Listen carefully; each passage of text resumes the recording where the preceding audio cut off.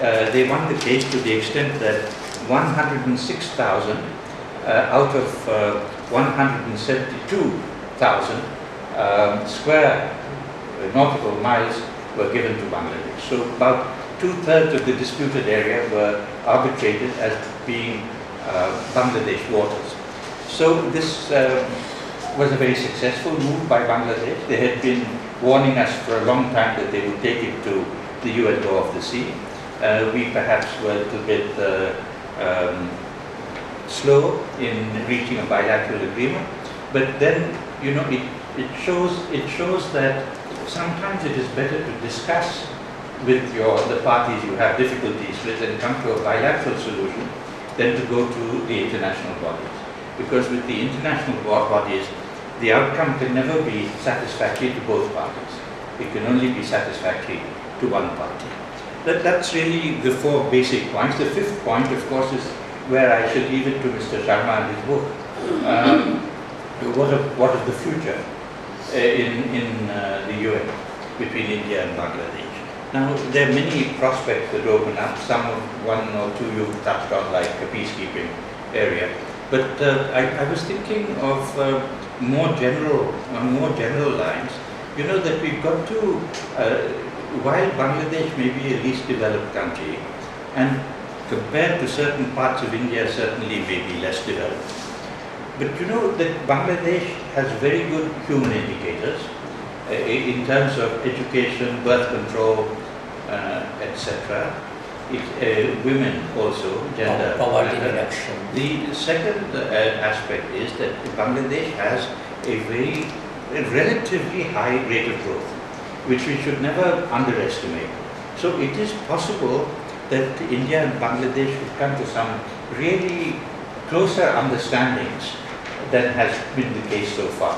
Because as far as our neighborhood is concerned, apart from India, I think it's very likely that Bangladesh is growing faster than any other country. So this leads me to believe that there could be some areas of cooperation in the international arena which open up, not least as far as cooperation in perhaps evolving some new values, a new international platform, but these are very big issues. I don't want to deal with them right now. This isn't the right place. But I'll leave it to you, Mr. Sharma. I think this is something that you could develop very strongly in your book.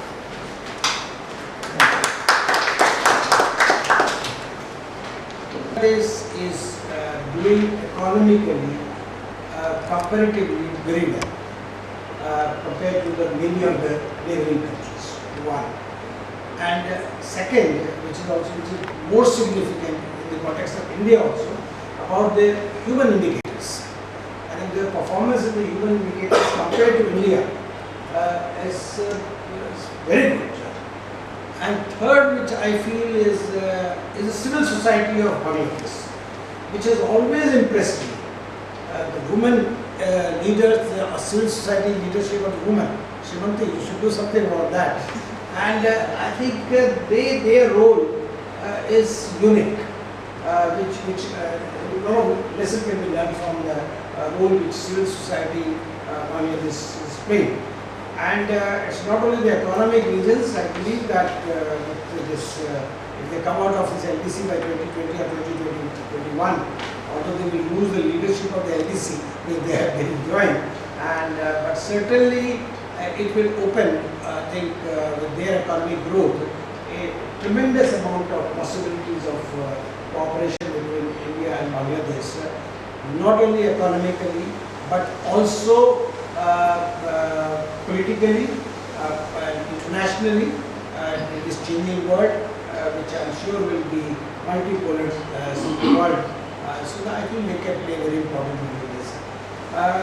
Friends, I think I'll request Amyuda to say a few words on this occasion, but because this is in context of like what Dr. SHAHED mentioned, that West Bengal, Amyuda is an expert of West Bengal, you all know that, and has a special role in strengthening and developing the relation between India and Bangladesh.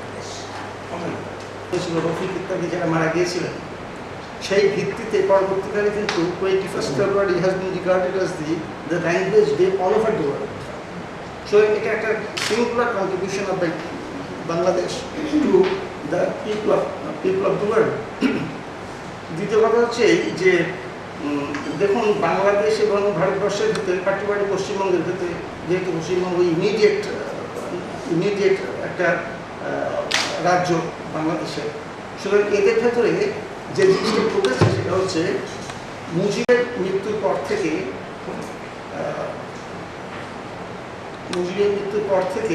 1905 পর্যন্ত যেটা একটা Democratic deficit আমরা বাংলাদেশে দেখেছি।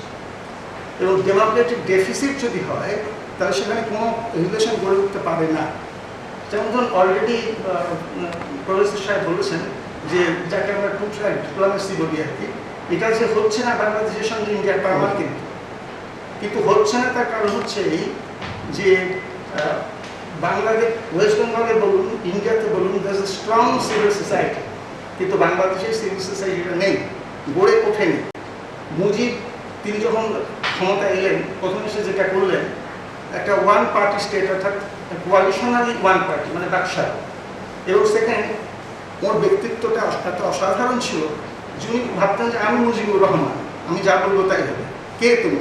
উনি যখন গুলি খেয়ে মারা যান তখনও পর্যন্ত মেজর ডালিম যখন সিঁড়িতে এসে দাঁড়ালেন দাঁড়িয়ে বলছে কি তোরা কি করতেছিস, এসব কি হচ্ছে তোদের, এই তখন গুলিটা মারল।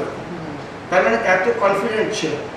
থার্ড যেটা মুজিব করেছিলেন যে প্রচণ্ডভাবে দুর্নীতি ঢুকে গিয়েছিল সে সময় বাংলাদেশে। আমার সঙ্গে অধ্যাপক সাহেব একমত হবেন, এমন কেউ ছেলে যে আমাদের সঙ্গে একসঙ্গে বসে রাজনীতি করেছে ক্যালকাটা ইউনিভার্সিটি ডিপার্টমেন্টে, সেই কামাল পর্যন্ত একটা ভালো ছেলে, দেখতে সুন্দর, বিউটিফুল, খুব স্মার্ট, লেখাপড়া জানা, কিন্তু সে পর্যন্ত প্রচণ্ড দুর্নীতির পাকে জড়িয়ে পড়ে। এবং that was the ultimate unmaking of Bangladesh. এগুলো হচ্ছে তো এই সমস্তগুলোর প্রেক্ষিতে যেটা আমাদের বিচার করা দরকার সেটা হচ্ছে আমি যখন যেমন কতগুলো যেটা খ্রিস্টান বলেছেন আই হোলহার্টেডলি সাপোর্ট অল দিস।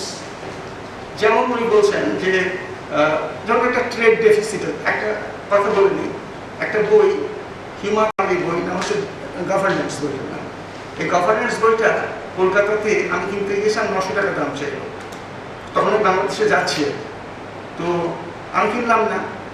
21 ফেব্রুয়ারিতে যখন বইমেলা হচ্ছে সেখানে গিয়ে দেখলাম ঢাকা ইউনিভার্সিটি অক্সফোর্ড পাবলিকেশন, সেখানে সে বইটা আমি 500 টাকাতে পেয়ে গেলাম, এক লেখকের বই।